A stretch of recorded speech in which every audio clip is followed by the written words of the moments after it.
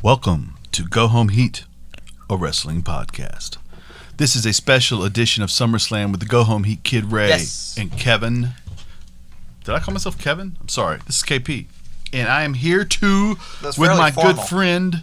It was formal. With my good friend, the Go Home Heat Kid Ray, to go through a SummerSlam that is, I've got goosebumps off what I have just witnessed. I hope if you watched it, you did too. If you didn't, and just like listening to people talk wrestling, or maybe you don't want to watch WWE because you have an issue with it, but you want to hear what happened, hop in here, listen up. Apollo beat MVP beforehand on the pre-show. Good stuff. It was it was a good match. Frankly, I'd say it's the worst of I bet I can make this match good trilogy with Adam Cole, Seth Rollins, and Apollo. Yes. MVP is the best. That's weird because MVP is definitely the best wrestler out of all of them. But, wow. Okay, we'll get there. Asuka versus Bayley first. And for two people that have faced each other a great deal, it was amazing how they managed to vary the pace, change up the moves in the spots from other matchups they've had. Bayley puts the pressure on the knees in submission holds, which is normally an Asuka thing. Asuka gets the arm bars, the elbows. Eventually, we get a lot of back and forth. Eventually, Banks distracts once Asuka has Bayley in an arm bar, allowing Bayley to get out of it. Bayley is on the ropes, reeling. Asuka goes to do her little butt into the ropes move. Sasha pushes her out of the way and takes the bullet for Bayley. Remember that because it will come up later. Bayley gets the roll up, and Bayley is still the champion. Where do we go from here? Bayley will either deal with Naomi, or are we going further into a Sasha plot, or both? All right, now that we're in the matches, I will actually end up. Go ahead. I will actually end up rating these matches out of 5. What'd you think about this one? 4. I agree. 4. It's a very, very good match. Good deal. All right, Joe joins Kevin. I'm sorry, Kevin Owens joins Joe. Tom Phillips. Which one? It was a good match. Yes, sir. Tom Phillips, Byron Saxon. Now on commentary, we have the Street Profits versus Andrade and Angel Garza. Montez Ford and Angelo Dawkins are the Street Profits, obviously. Solo cups galore as they come out. We get a very good match. Sometimes we can forget that the WWE tag teams are good, even better than good. And these guys did really, really well until, of course, the WWE reminds us that sometimes they have issues with booking tag wrestling. It's fine. They're telling the story of Andrade and Angel Garza breaking up, I assume, because Garza runs into Zelina on the outside of the rope, which turns into Andrade going to check on her and not being able to recover in time to help Garza as he catches the Montez Ford falling out of the ceiling spinning splash. Yes. And it was good, but the ending probably limits it. What did you rate it, Ray? This is the tag team match, correct? Oh, this is Street Profit. Yeah. 3.5.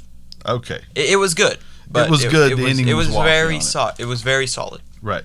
Now, I don't know where we go from here with the Profits. I don't know what their next challenge will be. I assume we get a series of Andrade matches where Zelina winds up staying with Andrade and Garza goes it on his own, maybe to 205 Live to get a championship there, along with probably getting involved with Apollo at some point over that belt. I like mid-card belt stuff. I like 205 Live, but I don't know. Garza's too good to be down there? Well, I get think 205 Live isn't popular enough for Angel Garza. I feel like Angel Garza needs the U.S. Championship. His character garners this. He's a spectacular talent. Yes. And I agree. I agree. And he's young. Whereas Andrade's a little older. Andrade's perfect. He is perfect. He might be the greatest wrestler alive right now. But he doesn't get to showcase that here. And maybe he will against Angel, though. he needs to. Right. He needs to be able to showcase this. Right. Mandy Rose versus Sonya Deville right here. I was stunned at how good this was for a street fight or a no holds barred or whatever it was. It was not as gimmicky as it could have been. Mandy had a little trouble with getting a table set up once, which was funny. But once she did get it up, nobody went through the table, although they teased it once. The one spot that was interesting was she threw folded chairs across it, and if she waited, of course, till the girl ducked before she threw it, because it would have killed her. Yeah. But it flew. It was a neat spot because it looked so good how fast those chairs were flying at Sonya's head when she was throwing them across the top of the table. Okay, but that being said, we wind up with a physical fight, no crazy spots. We get the Mandy hits multiple knee strikes. She hits her double-armed finish, and then I believe a fourth knee strike to get the pin on Sonya Deville. And Deville is now banished from WWE. I thought this was a hair versus hair match. For some reason, they did not continue that. Yeah, because that's how I actually told that Sonya Deville was going to lose, and that's how I thought. It started a hair versus hair, and then the next thing you know, it could be that she's got to be in court testifying against a guy that stalked her. She might not want to go in there bald. Yeah. So they may have had to change the step because she was literally in court, I think, Wednesday or Thursday, pointing that gentleman out so that guy wouldn't get bail. So there's no tell. She may not want to go in there bald. I don't know. So they turned it into loser leaves WWE. I also have a theory on that. She might be going to NXT. Right. I'd rate this. It was better than I thought it was going to be. Mandy was very good in this. Mandy was very good. I'd rate it a 3.5. Because Sonya's always good. I'd very much rate this a 3.5. I don't know where Mandy goes after this win, but she just won a big rivalry. She can move on and get into anything they want to put her in. She's still got Odie, and Odie and her came out, and she does not do the worm as good as Otis does, which is odd to me. But yeah, very strange. But who was it? I think Joe said he had seen her TikTok, so he wasn't. Oh, Corey Graves said, I've seen her TikTok. I'm not surprised that she is challenged with dancing. Don't mention TikTok? Don't mention, no. Okay. No, don't. Now, Sonya, on the other hand, like we said, she's been banished from WWE. I would guess she probably wants to take a break during this court process. I don't know that for a fact. I assume that when we see her again, it will be on NXT. And if I am Hunter, if I am them, I give her the reins and let her go. She has proven to be fantastic, and she's a great wrestler, and it's incredible heel, and we didn't see that coming, but it worked out. Now, the other thing is, you know who is supposedly not WWE, even though we know it is? Yeah. Does she show up on Underground at some point and start brawling with people in the Underground segments, which would be great because she's a MMA fighter anyway, so it's perfect for her. If she wants to do that, that's pretty cool too, or both. I would do both with her. I'd get her on TV as much as possible. What did you rate this? I said I rated this a 3.5. Excellent. Okay, I'm sorry. That's fine. That's fine. We've seen this whole thing once. We're trying to move through this quickly so you guys can enjoy this quick review and get ready for Raw tomorrow. And Dominic Mysterio versus Seth freaking Rollins in a street fight. Seth comes out wearing an homage to the Halloween Havoc Rey Mysterio Eddie Guerrero attire. Rey, his wife Angie, and Dom are outside. Seth starts with the mind games. He's doing the holds and then allowing Dominic to put him in holds and get out of them because he's the pro, Dom's not. It turns into Rey has told Dom that he is going to be able to fight this battle on his own. Seth is continually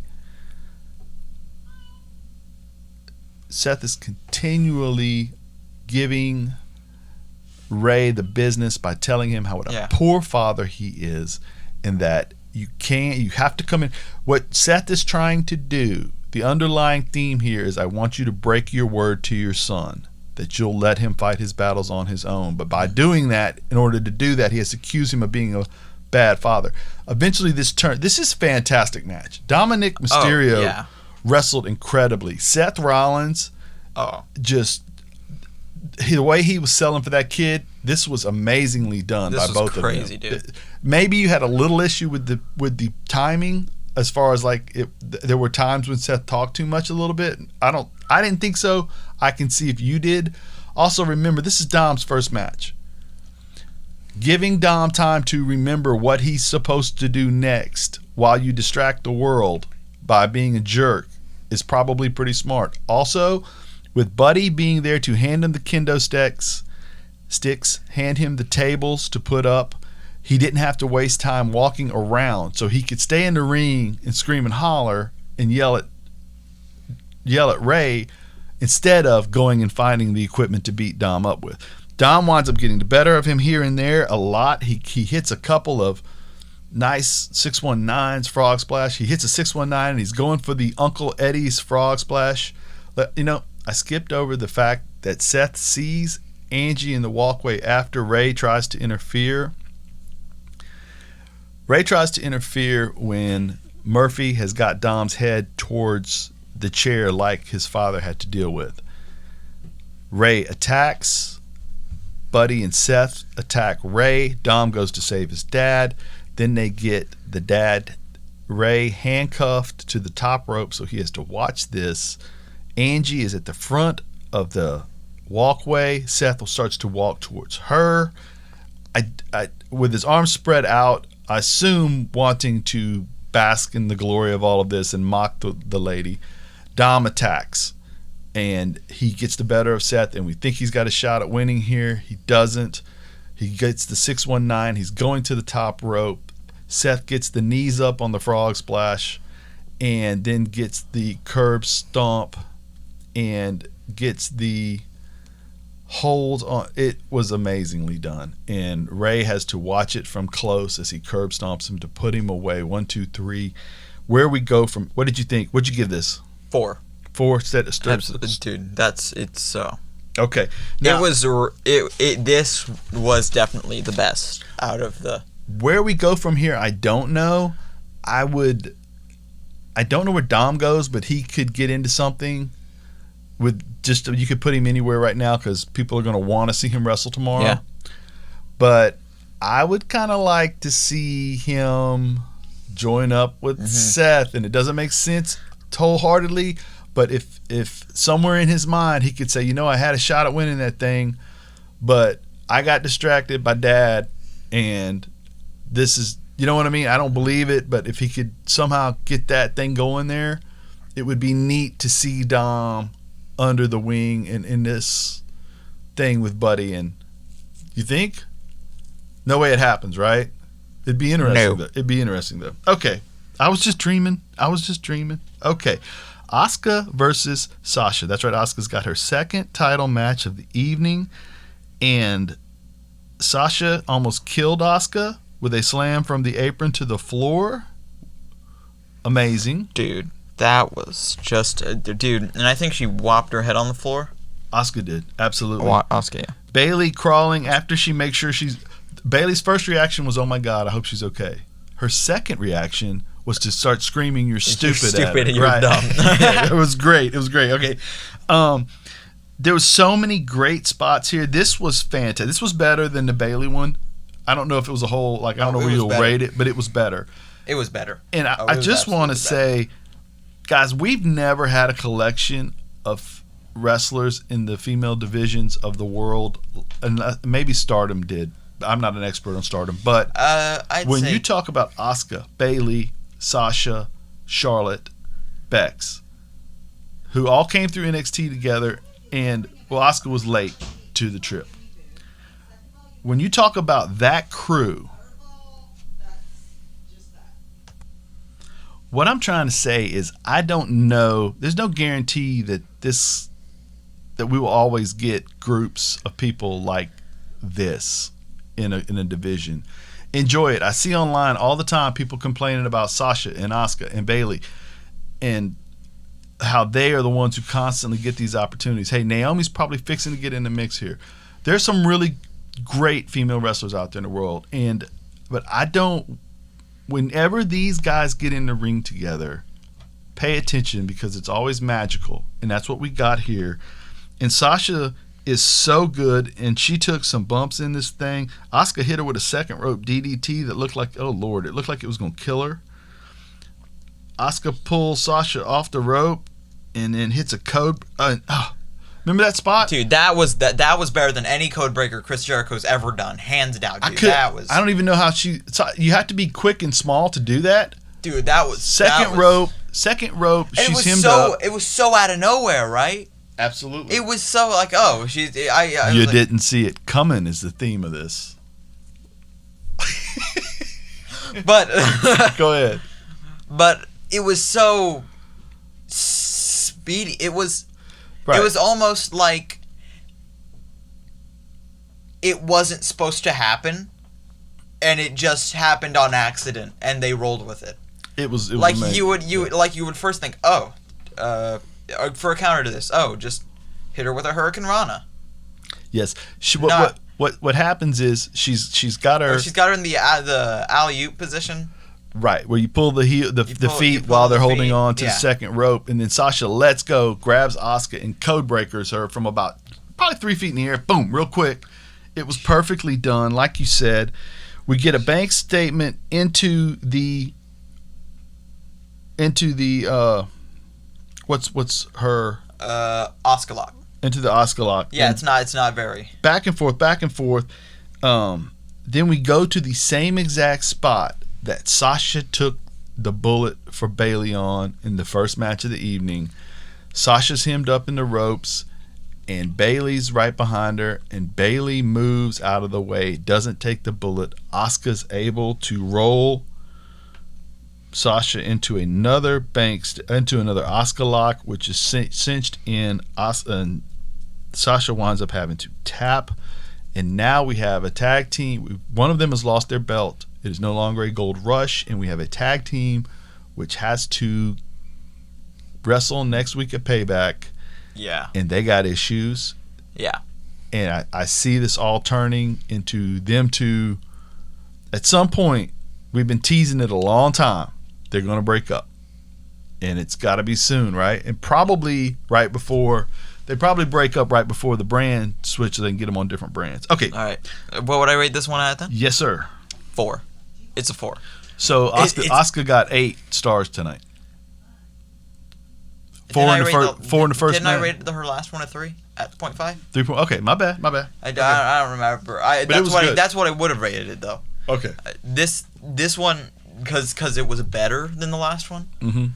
It's a 4. This one was a 4. All right. Now Drew versus Randy Orton is next, and I thought this was, like you said earlier, it was a methodical Randy Orton match.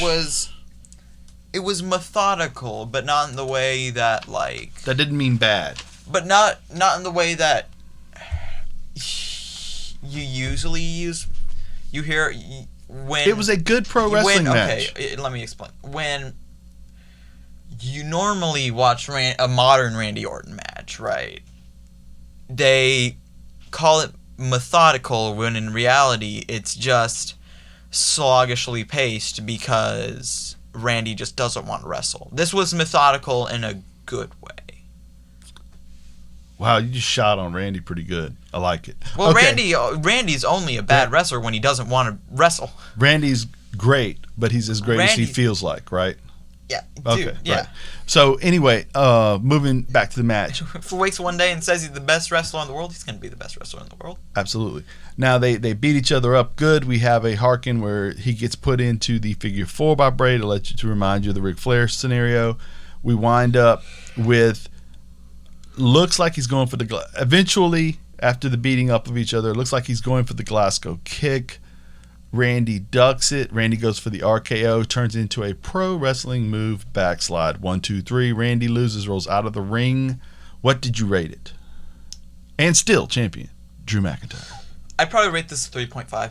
3.5. Okay. Yeah, it's not as good as the last 2. It was not, but it was good. Absolutely.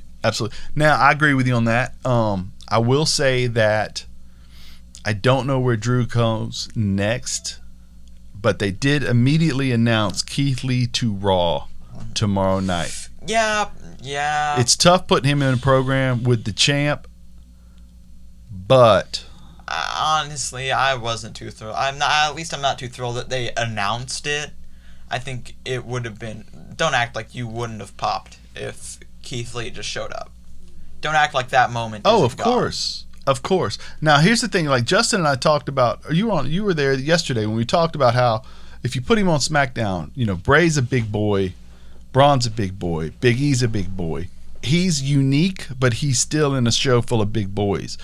On Raw, he pops off the eye because if they use him right, which that was the problem we were worried about, if they use him right, he is a unique physical specimen with a wonderful personality. He can be so helpful, and you know what you might do before you stick him in a program? Who's the heel to put him over and lose a rivalry to? Seth. He comes out, all those accolades, Seth jumps him because he's not a part of the plan, and then he beats Seth in a rivalry, and that elevates him even more, right? Yeah. And you think if Seth got a good match out of Dom, what do you think he can do with Keith Lee, who's already really good at pro wrestling? Right? That's a potential 5-star. Right. As long as Seth doesn't get too wrapped up in the story, right? It has potential. Correct. It has unmatchable potential. All right. Now we have the main event in my eyes of the evening: Bray Wyatt versus Braun Strowman. You were worried about this match being good going in, and they gave you the Fiend entrance is awesome. This match I felt like was awesome. It wasn't really a wrestling match. It was a brawl. They brawled outside of the ring. This is okay. Yes. Saying something positive. This is definitely one of the best matches the Fiend has had. And Braun. And yes, it's at least from a booking perspective. Correct. And it's like, but that's not. They bludgeon each other all over the ring. Normal match. Yes. Not theatrical cinematic match for the Fiend, right? Oh yeah. Oh, it might be the best normal match he's had. Right. Period. As the Fiend and Bray?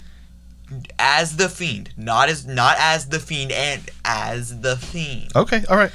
Let me reiterate that. Okay, it was fantastic, and they beat each other up the runway. They wind up in what looks like gorilla position. Braun gets his head hit off both walls. He's dominating. It's at multiple points in this thing, but the Fiend obviously never seems to succumb to physicality. He gets hit off of one wall. He gets hit off another wall. He gets Sister Abigail twice onto the floor. The Fiend drags Braun down the runway. Braun's got a ugly scrape on the side of his head because he slams him into the. Must I also mention? Go ahead. The crowd tonight was a bit rowdy. I remember one time there was a Fire Velveteen Dream sign, and you think they didn't monitor that crowd after that happened, dude? The crowd was. All I'm saying is, what we predicted happened. Right. They probably adjusted their. They pre-recorded. They probably adjusted their delay a little bit to give him more time to read everything. Okay, back to the wrestling match. He hit him off the LED board. Somewhere in there, he gets an ugly little scratch on his head. And it's not that it was bleeding badly, but there was like no skin there. So that was pretty nasty because he's bald. But anyway, Braun begins to take advantage of the Fiend again physically. He hits him with what is his normal finisher. The Fiend kicks out. "Why won't you die?" he yells. He goes and gets a box cutter, at which point we think he may kill the Fiend, which was wrong. He cut the floor up instead and exposed the wood under. He pulled the mats up, exposed the wood. The Fiend is standing when he's done. He yells, "Why won't you die again?" And we wind up with The Fiend grabbing Braun, slamming him. 2 Sister Abigails on the wood. 1, 2, 3, and new. Everybody is amazed. But realistically, we didn't know what you won't see it coming meant yet. Because, first of all, let's talk about the match. What did you think the star rating was on this, Ray? 3.5. 3.5, okay. 3.5. I am. Yeah, it's 3.5. Okay. I'm thinking because it's like I liked it, but there were some things in it that I wasn't all too crazy about. It never got out of that just good territory for me. Okay, I liked it better than that, but that's okay. Now, dude, that announce table spot was so freaking bad. yeah, what happened? What he's talking about is Braun went to throw Bray through the announce table with one arm, like lift him and slam him through it, and Bray's a heavy boy, and he didn't quite get him over it, so he winds up just slamming the middle of his spinal column into the corner of that table, and that's, Sean flips over a coffin and hit his back like that, rolling away from it. Broke his back, wound up having to quit for a while. Has a scar on his back, like significant scar on his back from the surgery. That's a similar spot, and I was surprised at how quickly Bray recovered from that, because that looked rough, especially seeing as how it didn't break the table, which if you watch a lot of wrestling, you realize if the table doesn't break, it hurts the wrestler more than if the table does break, because the fall's a lot better. Right. Dude, that's exactly how Sean broke his back. Right. Now, that was such a I'm not like the way I didn't dislike the match. It's just the way I understand how the way I'm describe it, how I describe something as, dude, that was so bad. It wasn't a bad spot in the way that it looked like it didn't hurt. Right. Okay. It was right. It looked bad in the way that it's just like I would never take that bump for anything. But what we didn't see coming was Roman Reigns running through the Fiend. Roman's been away. He's been with his family, and now he has returned. He runs through the Fiend. He starts to pummel the Fiend. He goes outside of the ring. He runs Braun Strowman over. You ain't a monster unless I am here. I made you. He yells at him. He just bludgeons Braun Strowman with chair shots. And then he's wearing a t-shirt that says "Wreck everyone and leave." Then he goes into the ring and for good measure spears the Fiend again. He says, "This has always been mine," as he holds the championship belt above the Fiend's head. "You're just a freak in a mask." And we cut to credits. And what did you think about the segment post-match? Are you excited to have the big dog, the number one man in WWE today, is back? I am intrigued to see if he will grow on me. I have notoriously, by the people in this podcast, have been not all that crazy about him. I am genuinely intrigued to see if he will grow on me. I love it. Love it. He looked like a monster, and I want him walking around, jumping folks, whooping folks. He did look you know what I mean? Even if he's got to be a baby face, let him be the kind of baby face that punches first. You know what I mean? Oh, yeah. He looked like... Dude. He looked incredible. He looked like he could beat. What was the worst mistake in every redo of every movie? Han Solo shoots first. You don't change a whole movie to make Han Solo look like an idiot. Shoot second when the guy misses him with a laser by an inch because he's waiting around to see who shoots. Han Solo shoots first. Roman Reigns needs to hit first. Once you decide it's a fight, you fight. Right? And Roman needs to do that. Folks, be like Han Solo. All right, so we enjoyed this pay-per-view. What would you give the whole thing? Whole thing? Yes. I'd be... Oof, that's tough. A lot of 3.5s and a couple of 4s. A A lot of 3.5s and a couple of 4s. Because it's weird to find a middle of a 3.5 and 4. It's 3.75. It's like a quarter. That's a bit specific though. I'll give it. I'd roughly give it a 3.5. 3.5. Mostly because most of the matches were 3.5. I'll give it. I freaking loved it. What a wonderful night of pro wrestling. I really don't make that sound like I didn't think it was good. I know you. I thought it was good. I know you liked it. I know when you sit up straight and dial in, you're enjoying it. Now we had a big weekend, a lot of content. We did a lot of recording, and what a great weekend it was. I hope you get the opportunity to listen to what you want to. We'll have some music and movie things coming later in the week. Absolutely. But what a fantastic weekend we've had. Thank you very much for riding along with us. Appreciate it. Copyright 2020 Go Home Heat Production. Ray, go home. Go home.